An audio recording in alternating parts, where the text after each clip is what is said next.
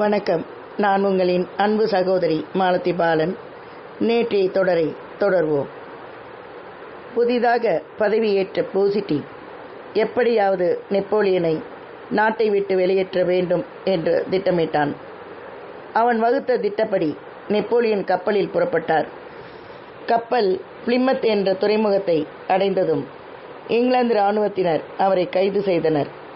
நெப்போலியனுக்கு மரண தண்டனை விதிப்பதா அல்லது ஆயுள் காலம் முழுவதும் காவலில் வைப்பதா என்று இங்கிலாந்து அரசு யோசித்தது. இறுதியில் ஐரோப்பாவில் இருந்து 10,000 கிலோமீட்டர் தூரத்தில் உள்ள ஹெலினா என்ற தீவில் சிறை வைக்க தீர்மானித்தது. 1815 ஆண்டு ஆகஸ்ட் மாதம் 9ஆம் தேதி கப்பலில் ஹெலினா தீவுக்கு நெப்போலியன் கொண்டு போகப்பட்டார். 15 கிலோமீட்டர் நீளமும் 10 கிலோமீட்டர் அகலமும் கொண்ட சிறிய தீவு அது. அங்கு ஒரு வீட்டில் காவலில் வைக்கப்பட்டார். புத்தகங்களை படிப்பதில் தன் நேரத்தை செலவிட்டார். முன்பு தங்க தட்டில் சாப்பிட்ட அவர் பீங்காம் தட்டில் சாப்பிட்டார்.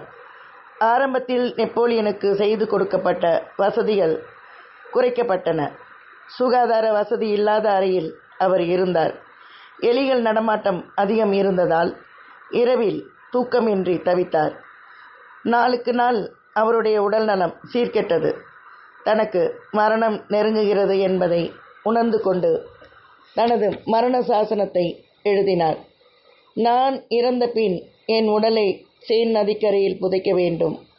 என் மனைவியையும் மகனையும் பகைவர்களிடமிருந்து காப்பாற்ற வேண்டும். இறந்துவிட்ட என் நண்பர்களின் குடும்பத்தினருக்கும் உயிரோடு இருக்கும் நண்பர்களுக்கும் உதவி செய்ய வேண்டும் என்பதே அவருடைய மரண சாசனம். நெப்போலியன் உடல்நிலை மோசமடைந்தது. 1821 மே 15ஆம் தேதி அவர் மரணமடைந்தார். அப்போது அவருக்கு வயது 52. அவர் உடலை பிரான்சுக்கு கொண்டு போக அனுமதி கிடைக்கவில்லை. ஹெலினா தீவிலேயே இராணுவ மரியாதையுடன் அவர் உடல் அடக்கம் செய்யப்பட்டது. இதன் காரணத்தை பலர் விதமாக கூறுகின்றனர். நெப்போலியன் மரணத்துக்கு காரணம் என்ன என்பது பற்றி மாறுபட்ட கருத்துக்கள் நிலவுகின்றன. இரைப்பையில் ஏற்பட்ட புற்றுநோய் காரணமாக அவர் இறந்ததாக டாக்டர்கள் கூறினார்கள். ஆனால் மெல்ல மெல்ல கொல்லக்கூடிய விஷத்தை உணவில் கலந்து அவரை கொன்றிருக்கலாம் என்று ஆராய்ச்சியாளர்கள் கூறுகிறார்கள். நெப்போலியன் மனைவி பெயர் ஜோசபின். இவருடைய முதல் கணவனின் பெயர் அலெக்சாண்டர் போகர்னே. முதல் கணவனுடன் வாழ்ந்தபோது ஜோசபினுக்கு 2 குழந்தைகள் பிறந்தன. பிரெஞ்சு புரட்சியின் போது போகர்னே மரணமடைந்தார். அதன் பின் நெப்போலியன் அவளை காதலித்து திருமணம் செய்து கொண்டார். ஜோசபின் மீது நெப்போலியன் உயிரை வைத்திருந்தார். போருக்கு போனாலும் அவளுக்கு தவறாமல் கடிதம் எழுதுவார். இவ்வாறு உயிருக்கு உயிராக காதலித்தவள் தனக்கு ஒரு குழந்தையை பெற்று தரவில்லை என்பதற்காக அவளை விவாகரத்து செய்தார். என்றாலும் அவளுக்கு மாளிகை ஒன்றை பரிசளித்தார். வாரிசு வேண்டும் என்பதற்காக ஆஸ்திரியா மன்னன் மகள் மேரி லூசியாவை 1810 ஏப்ரலில் மணந்தார். இவர்களுக்கு ஒரு ஆண் குழந்தை பிறந்தது. ஜோசபினை விவாகரத்து செய்த போதிலும் அவள் மீது நெப்போலியன் அளவற்ற அன்பு கொண்டிருந்தார்.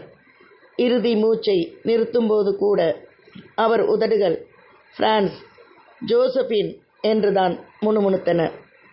நெப்போலியனுக்கு சில அபூர்வ ஆற்றல்கள் இருந்தன. இரவில் சில நிமிடங்கள் தான் தூங்குவார். பகலில் அவ்வப்போது கொஞ்சம் தூங்குவார். குதிரை சவாரி செய்யும்போது கூட சிறிது தூங்குவார்.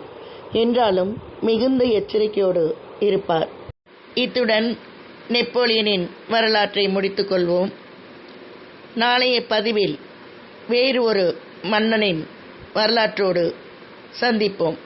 நன்றியுடன் உங்களின் அன்பு சகோதரி மாலதி பாலன்.